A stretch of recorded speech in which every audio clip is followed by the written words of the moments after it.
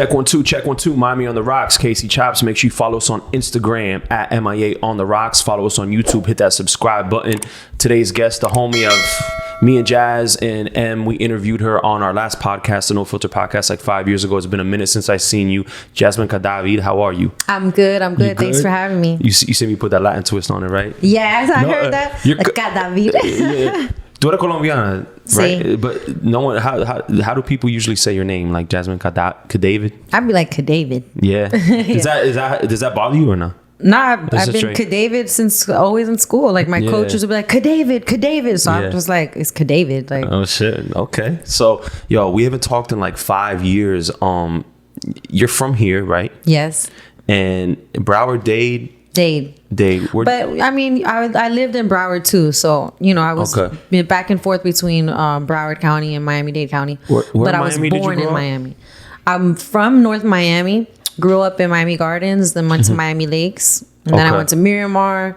But Miramar, I was already an adult when I went there. Got you. So I mean, we haven't spoken a minute because you were on the West Coast. I was in Vegas for 5 years. 5 years. How was that? Why Vegas? Well, you know, I was in a bad relationship, and when I got out of that relationship, kind of wanted to like start fresh. And then I knew that they had, you know, the whole cannabis thing getting legal over there. They had plenty of conventions, and I knew people over there already because I had been there a few times. So, I went over there and I started Jazzy Rolling Papers with all the conventions and. I just, it was supposed to be only a year or two. And I ended up just being there for like 5 fucking years. I'm allowed to cuss, right? Of course. All right. Yeah. Yeah, 5. And then, you know, the Jazzy CBD, I started that out there too. And it's still based over there. I'm in Vegas once a month, you know, for like a week at a time. Yeah, just at Hemp World and, you know, working with the company and everything. But what made you want to stay in Vegas and not just like go to LA right there? Well, it was good for business, you know, it was very lucrative. So it was good for my business, but it was close enough to LA that I was always there anyways. You were there often. And then I don't know why, like, you know, I at first, like, I just didn't want anybody like really in my business like that. So I was, you know, just before I even went over there, I was like, well, I'm going to LA. Didn't want, I don't know, you know, I was making a big move in my life and, because of my reasons, I just kind of didn't want a lot of people in my business like that. But yeah, you like to like stay out of the mix, or no? I mean, were you like in Vegas? Were you like in the Strip with the tourists? Like no, hell no. You were like in the cut. Yeah, outside. I always, you know, I don't like to really be in the city like that. Yeah, I don't like all the traffic. I don't like all the craziness. Like I want to be in the nice, quiet neighborhood. You know, where nothing really happens. You know, shit is cheap over there too, right? Yes, like the cost of living, real estate and everything, right? And you know, that's a city. Like I said, it's a lucrative city. It's growing right now. They got the Raiders. The Raiders are coming there. Yeah, the Oakland Raiders are now the Vegas Raiders. They their hockey team last year they went to the finals. They won second place. So like the city is growing. If you bought real estate out there, you made money on it. Wow. So you're obviously a pothead like me. Hell yeah. To like be investing in. So damn, we should have brought some bud. But so the Rolling Papers was like your first project over there. Yes. And how did you end up developing that? Like what was the process into doing that? So the Rolling Papers, you know, I kind of have always been in like, you know, the cannabis culture, like even black market. People always know me to just, you know, be around it and have things to do with it. So an opportunity came to me. I was always doing the cannabis conventions and stuff. Like I booked as a model.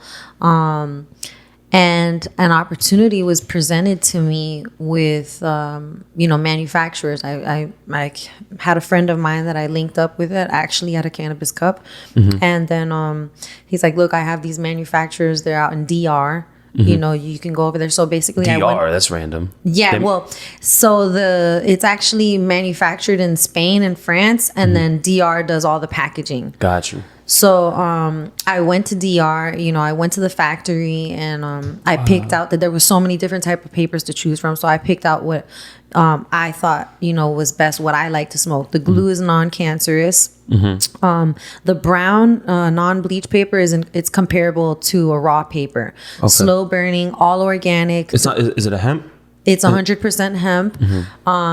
Like I said, the glue is non-cancerous. Like it's really, really luxury, top quality paper. I brought out the first FDA approved pink rolling paper. What? So that one was pretty good. That was like the major focal point of the rolling papers. And then there's ultra thin, which is essentially the thinnest paper you can smoke. The less that you're smoking, the better, the healthier. Yeah. So how did that end up going for you? Like, how do you hustle that? Like, is it you're just shipping orders every week, or you're just getting them from DR and just packaging them and getting like custom labels done and just shipping them out to...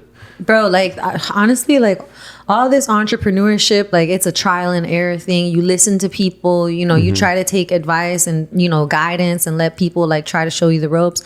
But I started so many different ways. When I first started the company, I was even going from store to store myself. Me and one other guy, I was going from store to store, and I was just selling by the boxes, because gas stations and smoke shops, they'll buy, maybe 2 or 3 boxes of each one. Now, if you let's say you wholesale it fucking $25, each little box. Like, I mean, at the end of the day, you did come out with a couple $100 just selling fucking papers. Yeah. But yeah, I tried that, like going down, hitting every shop. Like I just was learning from what, the OGs that had these companies, Cigarillos, he was teaching me like, hey, look, you got to buy this. You got to, when you go to these shops, make sure you present and do that. But now I'm on a whole different scale of wholesaling. So I really don't even, deal with the stores or anything anymore. It's at the factory. People basically order everything online. We have a wholesale e-commerce online store. So it's got the CBD, CBG, Delta 8, and my rolling papers all on the site. Oh, so you have like an online store? Yeah. Wow.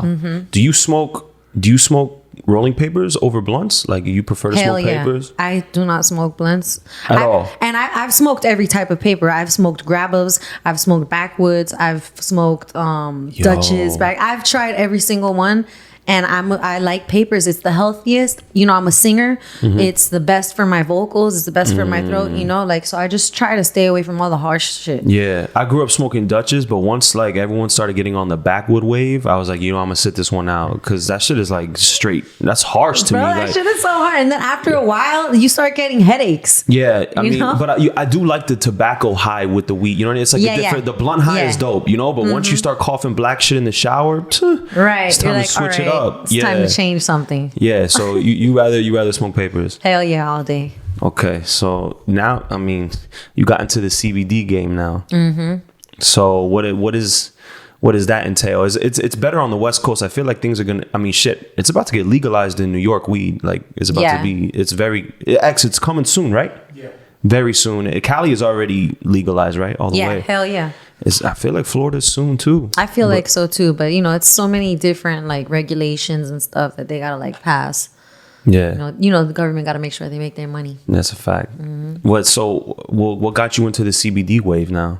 Like, so after my business with the rolling papers, then I got into people, like I said, they always knew me to be in that world, so they were like, you should come out with your own strand. So Wiz was like the first artist in hip hop culture who came out with his own shit. And then I was the first female in hip hop culture who came out with her own weed strand. I had Jazzy Kush. Really? I linked up with Dr. Zodiac and Corrupt from Moon Rocks, and we created Jazzy Kush, and then out of Jazzy Kush we came out with Banana Moon Rocks. But you were like in like the greenhouses and shit, like picking strands out and like combining things, or like what was the process like to make a strand,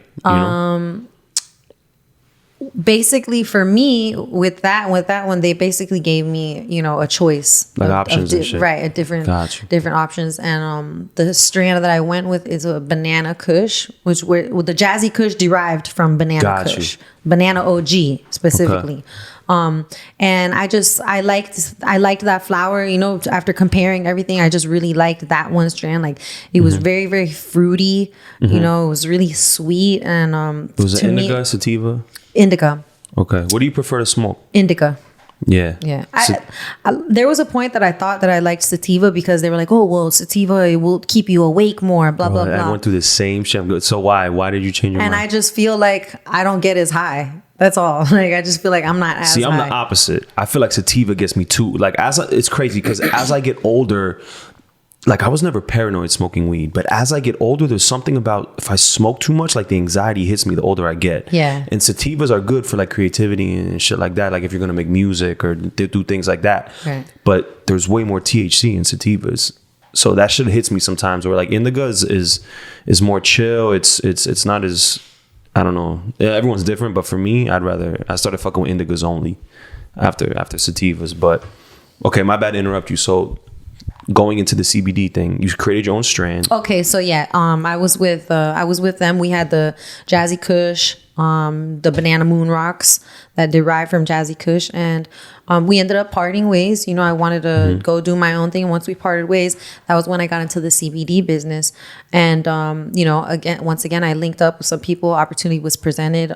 You know, we talked about it, and it worked out perfect because I wanted to go to a more healthier route. I didn't want to I'm all about like bettering yourself and being a better version of yourself. And so I didn't want to just go back into the same thing and be like, oh, this is about getting high, or, you know, I'm passionate about what I do. So I thought the CBD thing was great because it helps so many people, children, older people, you know, and it was a new market to tap into. So you liked, because I mean, I believe that, you know, weed should be looked at as medicine. You know what I mean? Even CBD now that doesn't even have THC. So I mean, you said that's what you were kind of into as well. Like, you like the idea of you're not just doing it to get high. Right. You like it as to treat things. Right. That, you know, it actually helps people. Yeah, bro. I'm trying to get my mom to smoke weed, bro. For real, she needs it. I think it'll cure all her stress. But there's Give her this CBD. Yeah, it's just this. Because CBD, there's actually still THC in it. CBD has super, super low contents of THC. So if you get the CBD from the gas station or something, it's the legal limit is 0.03 THC. It's nothing. You know, it's there, but it's close to nothing. Yeah. You know, then there's CBG. CBG has 0 traces of THC. Fucking CBG. CBG is basically the baby form before it turns into, THC. But it gives you all the medicinal benefits, and it has 0 traces of THC in it. And it actually helps you stay awake, and it activates the GABA receptor in your brain, so it helps you learn easier. Damn, you hitting us with the science. That's crazy. Yeah, man. I know a little something. Yeah, she's talking about GABA receptors and shit, yo. But okay, dope. So do me a favor, plug your social media for the people that, don't follow you already. Yeah. For those of you that don't already follow me, please follow me on all platforms at Jasmin Cadavid, at JasminCadavid. Dope. So how long have you been back home in South Florida? I've been back since November. This November 2020. Okay, so how? I mean, everything is closed on the West Coast, right? Did that play a part in you coming back? Just the climate of the whole COVID shit, or did you? What are the reasons did you come back for? Well, my sisters passed away in July, and I kind of just put the foot on the pedal to go. Wow. Yeah. Wow. You know, my mom, and she's down here, and just kind of just to kind of be here for your family. But yeah, I wanted to come back regardless, but it just sped everything up, and just made me come back home quick. Wow. How? I mean, that was a crazy, because I remember you posting that, and it was definitely traumatic. What can you say to people that have gone through something similar to that, as far as healing within that process? Well, you don't ever heal. You don't ever heal. The pain doesn't ever go away. So you just learn to cope. But you learn to live with that. You learn to get used to the pain all the time. Grief comes in waves. In the beginning, I remember, it might be one good day, and then it just comes and goes. It literally feels like waves. But the best advice that I can give is that use that fire, because like when it happened, I still got the fire burning in me, but like, you know, initially it just like it gives you a fire inside of you, you know, like I just have this fire in me, you know, like that I just want to go after everything in life and tackle everything. And it's like, not waste a minute. You don't want to waste a minute, because like it opens your eyes to see that like tomorrow is not promised. I might not be here next week, you know, and I don't want to waste no more of my time doing shit like for other people and what other people think. Like I want to live and do what makes me happy. Like I really don't give a fuck what anybody thinks no more. You know, I didn't release a whole bunch of my music, you know, because I was so self-conscious, thinking like, well, you know, it's not good enough. Like, well, this ain't done the right way. And like my sisters would always, they were my number one fans, and they would be begging me to drop my shit, you know. And like it hurt me that I didn't get to drop my shit, because, you know, I was just self-conscious and all that. So now with this fire burning, it makes you like, I don't give a fuck. Like the time is now. The time is now. So like best advice I can give people is like use that fire and turn it into something like positive. Inspiration or motivation. You know what I'm saying? Use that pain, use that fire, and just go after the things that you want to go after, you know, like and so what else drew you back to South Florida in general? Besides that, was it just like, were you kind of over Vegas? Did you miss home? Hell yeah, I missed home, man. Sorry, not having any damn Cuban and Colombian food. It's like straight Mexican food. And bro, I say that all the time because look, I've been to LA a lot, right? And LA is, people love LA. They think that's gonna like solve all their problems. LA, like moving to LA for some reason, yo. But I say this all the time. I love LA. I love the way it looks. I love the city.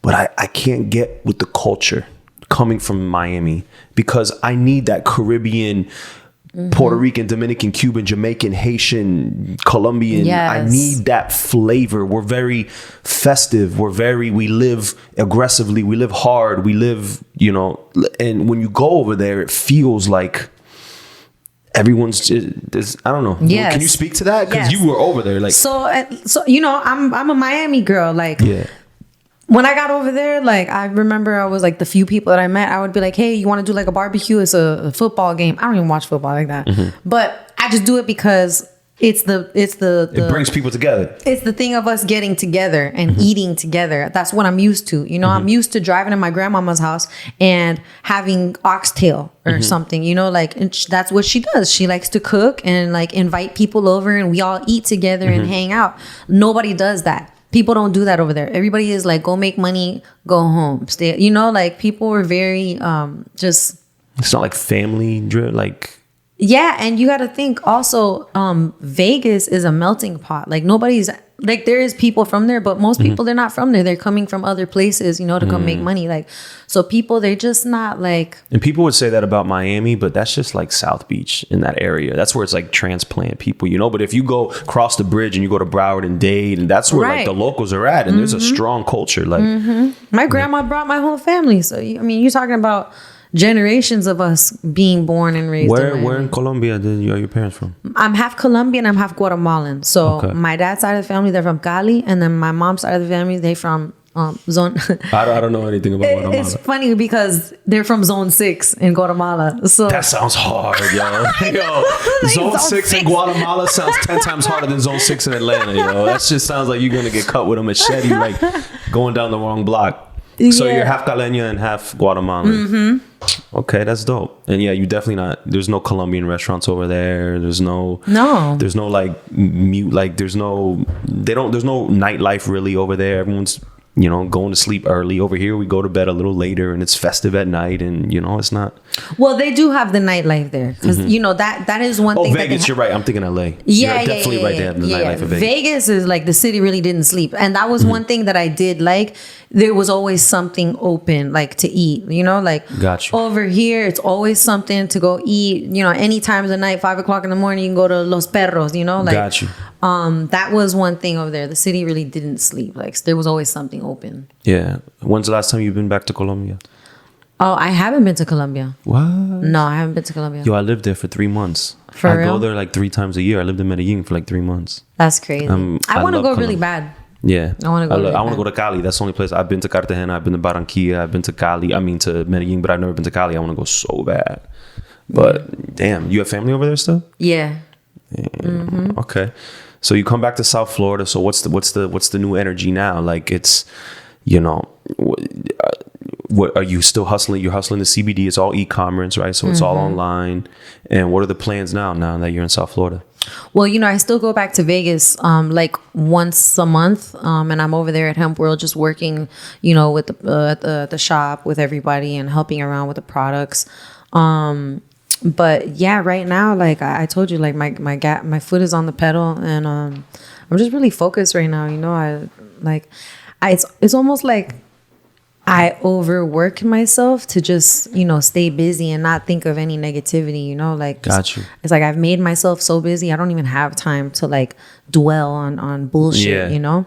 But it's also good to learn how to be present as well, you know, because if you're always focused on the future, you're missing the present moment, you know? Facts. So, I mean, you said you went to, how many cannabis cups have you been to? I've been to quite a few, yeah. How are those? Like, what was your experience at those? I love them. I love smoking weed. Yeah. Did you have your strands out there and shit? Like, yeah, hell yeah, of course. And actually for High Times Cup, one of our strands, not the Jazzy strand, but one of our strands last year, we won first place for the High Times Cup. We got first place for hemp derived pre-roll. And this year I just submitted about four different categories for the Jazzy CBD, and I've got pretty high hopes. I think that you know, I'm gonna take home the first place. Dope. Talk your shit. Yeah, you know, talk your shit. I don't mean to toot my own horn, but you know, we got a little something over there. You think you could make like a Miami strand? Like, is there a culture here in Miami? Like, I think there's like grow houses and shit in Homestead, but it's not like the West Coast. Like, nah, right? Nah. So you got the music game going right now, crazy. You weren't. This is new for you, right? Like getting into the how long have you been dabbling in music? I've been doing music for some years now. Got you. Were you doing it when me, you, and Jazz and M linked up? I feel like we linked up longer than 5 years ago. Like, yeah, probably 2016. Yeah, maybe. That's when it was, 2016? Nah. I mean, it was before then. It was like 2015, 2014. So yeah, maybe like 7 years. Yeah. But I wasn't taking my music career seriously at that time. No. But I kind of always been around music. Like, growing up, my stepfather, he was a drummer in a band. You know, we did practice with him 2 times a week. I would sing at church. I sang in show choir. So you've always been singing? Yeah, you know, and then in show choir, I was always I would get like the lead roles for like the little plays in school. So I kind of always been in it. It's just, I'd never took my music career seriously, you know, because I was out hustling and I was told that that's not a real job. You have to do this. You know what I'm saying? So, but even before I took my career seriously, like, I was still doing stuff. I would do like, you know, vocal strengthening. I was in a serious relationship. He bought me all my equipment and wanted me to go places with it. You were taking vocal classes? Yeah. What? Yeah. I did vocal training with Wanye Morris from Boys to Men. What? He's the one that made me take my career seriously. Wow. So he believed in you. Yes. So if it wasn't for Wanye, shout out to my boy Wanye and Amber. If it wasn't for Wanye, I wouldn't have taken my career seriously and like made the steps to go after it. So knowing that you took vocal classes, I have a question for you. Do you think that you could learn to sing? Yes. Someone who cannot sing at all, like I can't sing for shit, but I could write and I have dope melodies, but I can't sing. If I took vocal classes, I could learn to sing? For sure. Like, your vocal cords are muscle, you know? So if I haven't been in the booth for 2 months, when I get back in the booth, like I need a whole day of like hearing myself, you know, listening to my tone again. Like, but you could learn pitch and shit like that? Of course. Okay. Yeah. I thought that was just like a God-given gift that you needed to have, you know, to be able to sing. You could I mean, it's more of a feeling. You know, singing is more of a feeling. It's something you feel. And it came naturally to me, but after doing music for so long, I can see my progress for sure. Dope. Like if I listen to and your vocal ability, for sure. Like if I listen to the first songs I recorded, I'd be like, "What the fuck? Throw that shit away! I don't want to hear that." Like, my tone is different. Everything, you know. So to someone who hasn't heard any of your music, combine two singers. What would you say your style is like? If you had to combine this singer with this singer, who inspires you? Who do you think, you know? I guess you could say like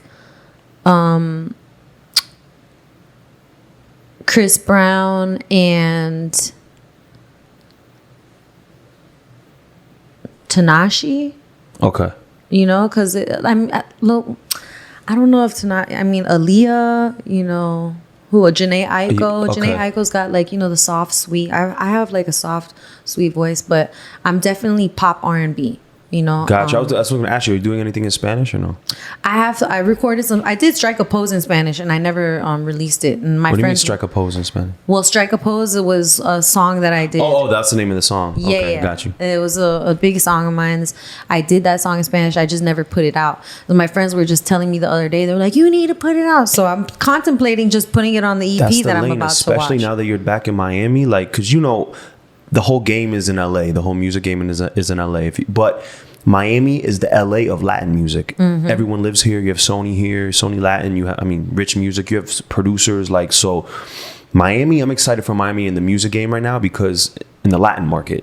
So if you really like, you know, anchored yourself into doing some Spanish stuff, like the lane is open for that. All type of shit. Bro, I feel like that shit is calling me because you're like the sixth person, no joke, just this year alone who's telling me to do the Spanish. They've been telling me, but I mean, like, it just keeps coming to me, so I'm like, okay, like I feel like I need to. The lane is more open that way. You get me? Like for example, the Tanashi trying to do that. There's a gazillion singers like in that lane. You know what I'm saying?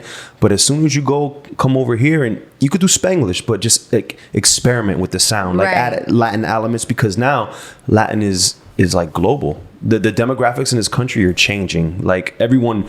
You know, all the English singers want a Latin. You know, you got J Balvin doing songs with like Bieber now, and you got you know, Maluma doing songs with fucking Ray Shremmer. Like there's all type of collaborating now. You know, so yeah, that's the wave. What's the plans for the music though? Like you working on an album? You working on an EP? You just putting out singles, Lucy's? What's the?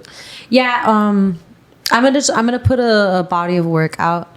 Probably 420. I wanted to release it on March 11, which was my sister's birthday, but you know, everything just I've had so much going on. I just shot the video for If You Let Me, so I'll probably just push it back to 420. That way I have more time to like market and promote it. You know, let people know that it's coming. Do you write your songs? I co-write. Mm-hmm. Okay, that's important to get with it because.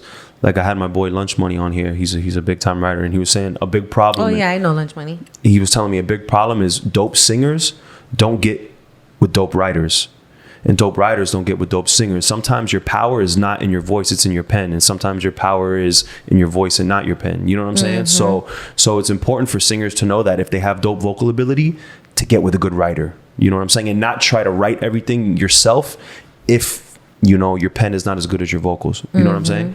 So for sure.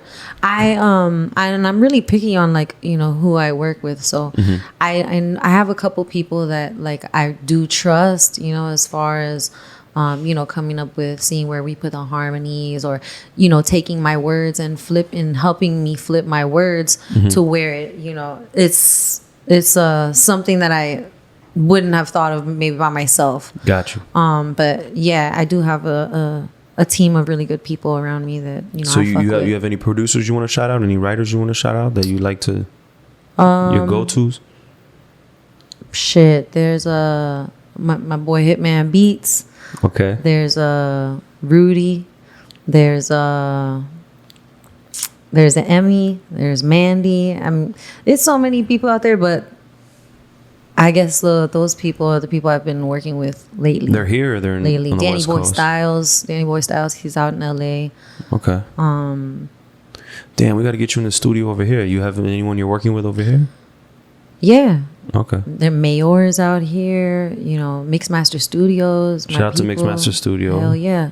I have I did a song with Gorilla Tech. That was like one of my first singles that I put out. Flow. What? Yeah. That's classic, that era. That Miami Juke era. He did all those songs. You're right. Yo. I know. What? I know. And it's crazy because he was a fan of me, but I was a fan of him. Like, I was a fan of Back the then. music, you know. Yeah, as a kid growing up, like, I hear all this shit, and then when So High, he became, Shown, all those and classic. then when he became a fan of mine, I was like, oh shit, you're my fan. Like, that's crazy. Like, I grew up listening to you. Like, you staying away from the clubs? my mind is always on the money.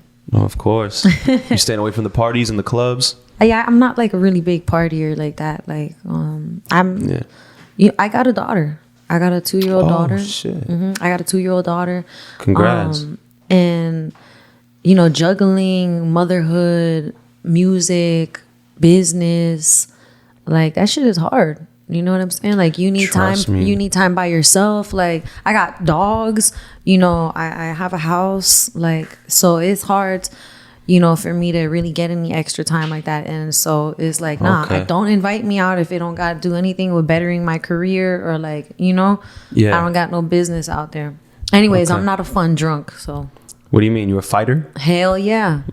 Damn, you trying to fight these bitches when you get drunk? I don't know what the fuck happens to me, but it's like I start to drink and everything's cool. I'm having a good time. But then once I'm already in that space where I'm having a good time, I get like overconfident, and then I'll just be drinking from the bottle. And then after, you know, I'm drinking like that, then it's like, if I get upset, like, it's hard to get me out. Like, it's hard to get me out of that space, you know? So Can't just give you like a blunt to calm you down? Get us a joint? I feel like once I'm at that blackout stage already, I don't think like blunts do anything for me. Damn. You know, like, what's your record out here in the streets? they know. They know. Yo, Jasmin Cadavid, we here. Jasmin Cadavid for all my gringos.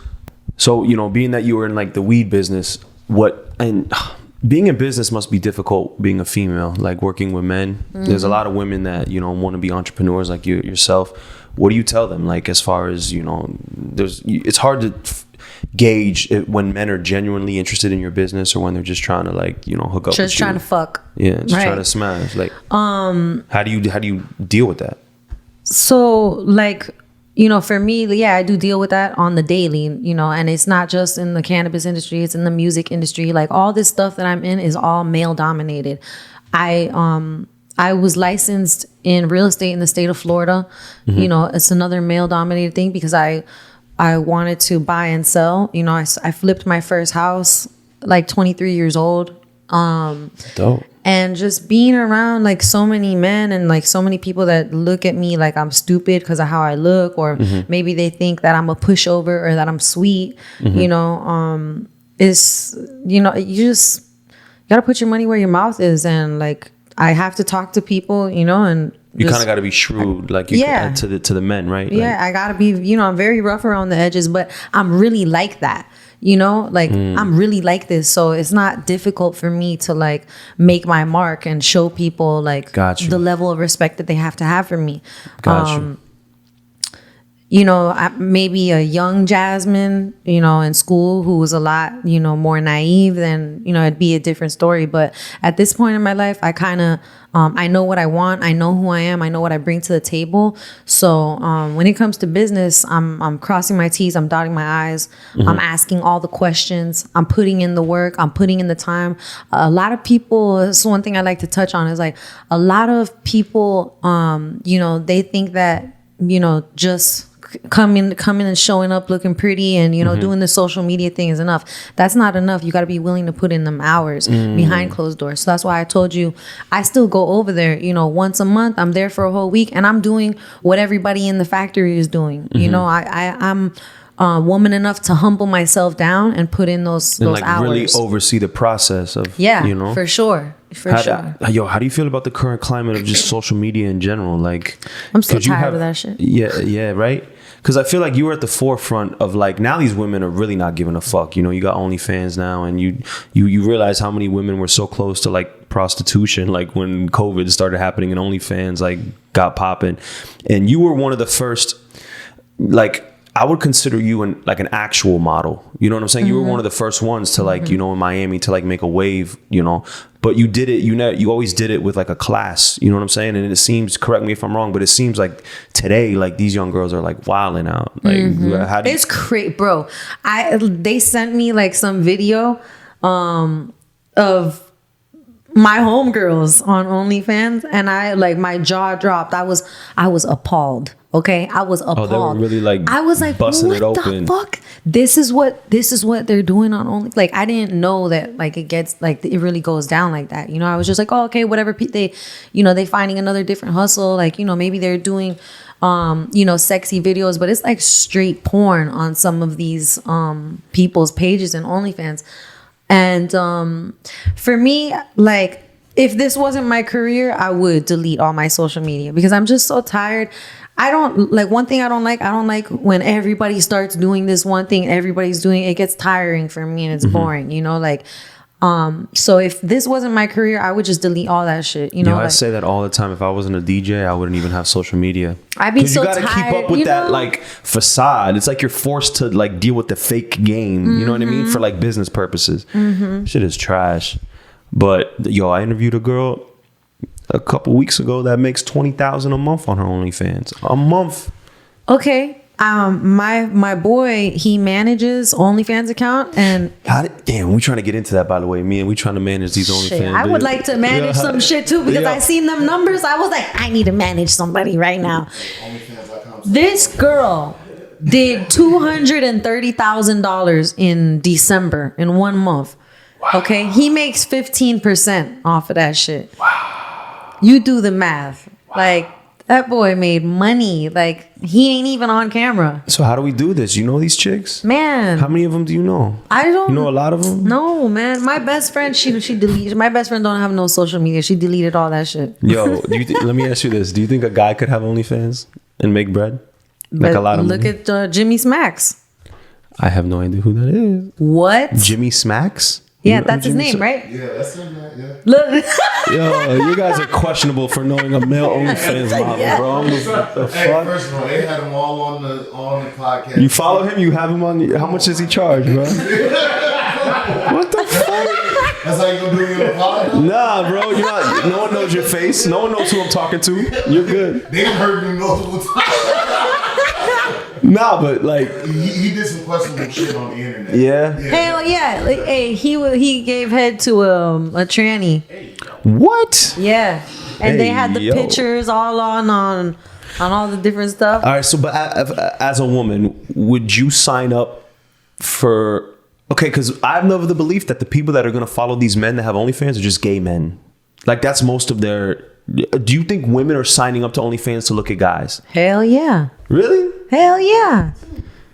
Okay, shit. Because I have a homeboy who I know one. We might know him. I'm not gonna say his name, but I have one homeboy who does OnlyFans, and he makes like, $10K a month. But most of his following is gay men. He's not gay, but most of his following is gay men. You know what I'm saying? I have a friend. He is fine as hell. Okay, he fine as hell. He's a model. He's a male dancer. He does a little bit of acting, but is he like light on his feet too? He's got some sugar in the tank. What does that mean? No, okay. He's not at all. He's not at all. But when I tell you the amount of women that follow him, he has like, I don't know, maybe 300,000 followers, but the amount of women that follow him is crazy. He goes to different cities and he'll just do, the dancer shows, just dancing, stripper shows type shit. And the women, they buy these tickets and they cannot wait for him to come to their city. And I've seen, he does like BTS videos to show the parties and stuff, and he packs them shits out. And women pay. Women pay. But like he's naked type shit.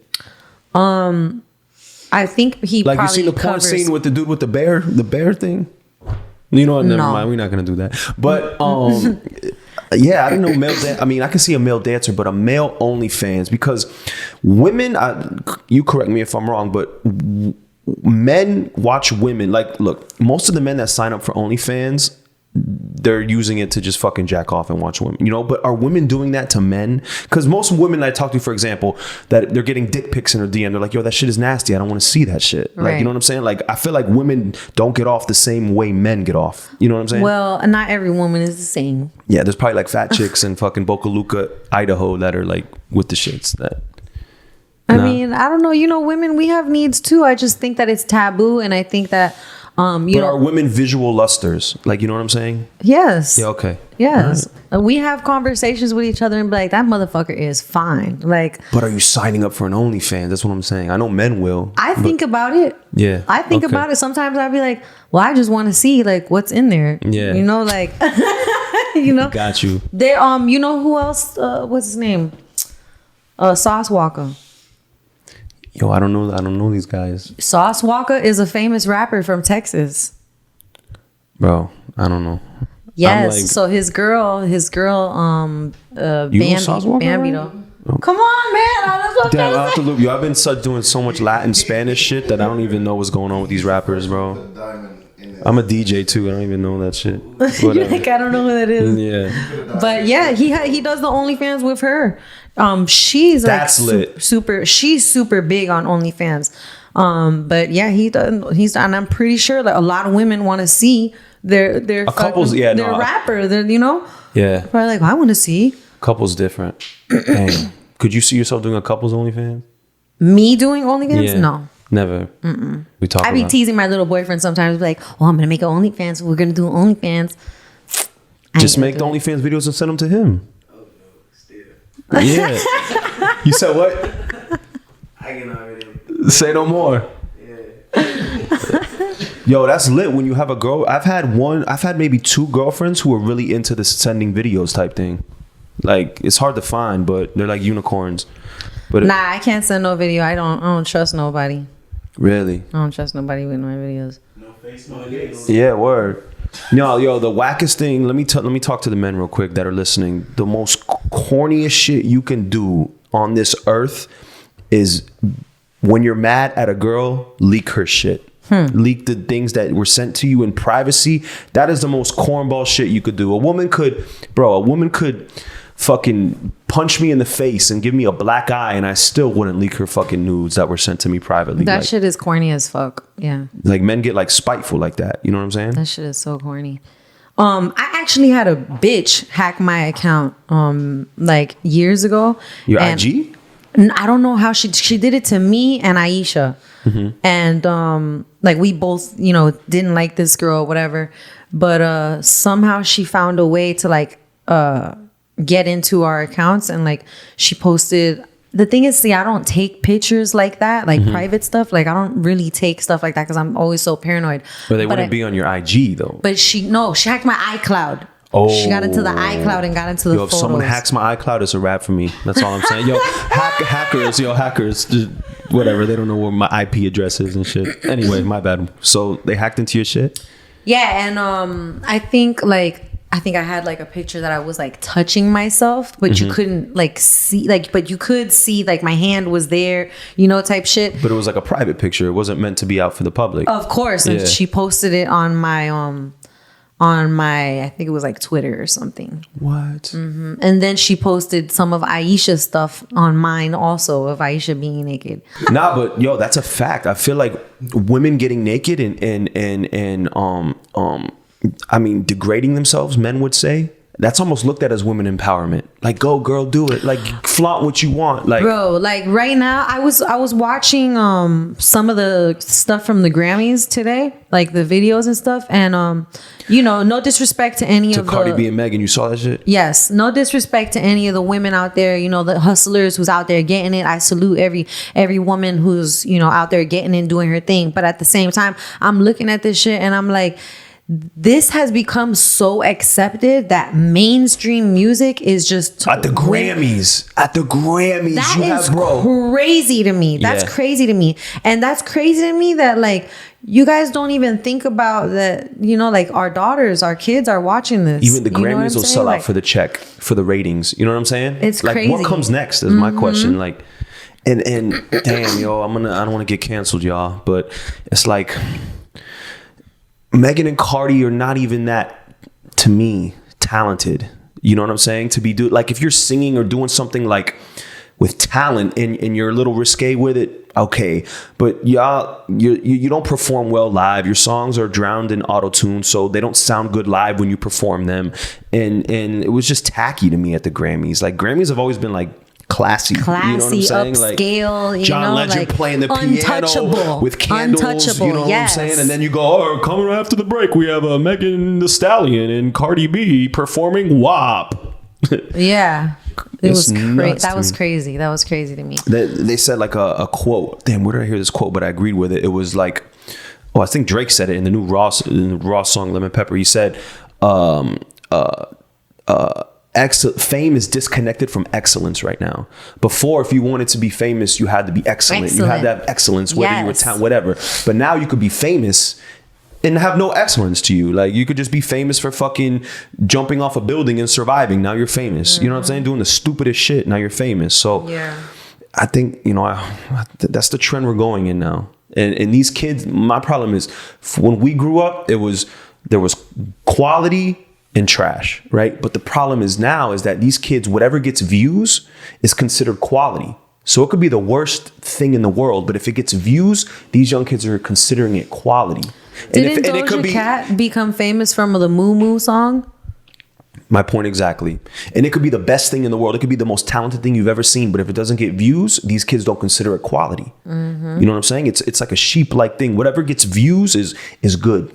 It's and we're backwards. I'm not, I'm pretty pessimistic about the future with that shit in social media. But so tell people where they could find your music. Like, did you go by just Jasmin Cadavid on Apple Music? Jasmin Cadavid, yeah, that's my real name. That's who I really am. But yeah, you can stream me, download my music on all platforms. Apple Music, Spotify, and all platforms. Amazon Music. How many records you have on on streaming services right now? I think there's like 5. 5. And I just my boy Roberto Mesa, he just dropped his album today. I'm featured on that album with Jadakiss, it's Biscuit. I think Dream Doll's on there. Do you have any videos out? Music video? Yeah. There's Strike a Pose. There's Float. I just shot the video for If You Let Me. I shot the video for Sweat, but I never released it. Why? Shit.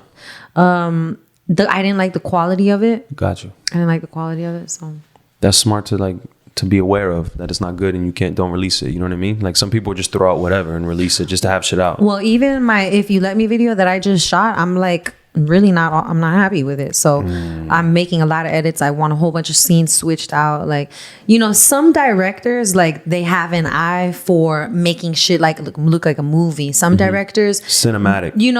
Every different people have, different strengths. Right. So this one in particular, he just doesn't have an eye for capturing beauty, and I think I probably should have did it with somebody who knows how to look for to find see those best shots of me. Gotcha. Because I want this video to be sexy. You look at it and you could watch it with the music off. Yeah. Be wow. You gotta know your angles. You gotta know the lighting. And you gotta think, I've been in this game for a long time. I know what I want to look like on camera. I know what I look good as fuck doing, so I just felt like it wasn't the best of my looks, so probably gonna reshoot some things and switch out a bunch of shots just until I feel like it's up to par. But yeah, okay, you definitely got to be on top of all your shit, review everything, and if you don't feel good and confident about it, then don't put it out. Facts. There it is. Jasmin Cadavid, I appreciate you pulling up, being humble. You were like, yo, what we doing? Pull up. So hell yeah. I appreciate that. Make sure you follow her, y'all. Jasmin Cadavid on Twitter. Bam. There it is. Instagram. And make sure you stream all her shit. Bam. Wait. Keep going. Talk your shit. So yeah, if you aren't following me already, make sure you follow me at Jasmin Cadavid. If you have not checked out the site, go to www.thejazzycbd.com. You can find all of your CBD, CBG, Delta 8, and Jazzy rolling paper needs on the website. It will get ordered straight to your house. You can use my code JazzyCBD for 10% off at checkout. And make sure you download, stream, and listen to my song, If You Let Me. It's available on all platforms right now. And stay tuned for my upcoming project, Chasing a High. Damn, look at you. You media trained. You've done a couple of these, I could tell. I have, All right. Shit. Yeah, I got that upcoming project. Please stay tuned for everything that I'm doing. And I appreciate you guys. Thank you. There it is.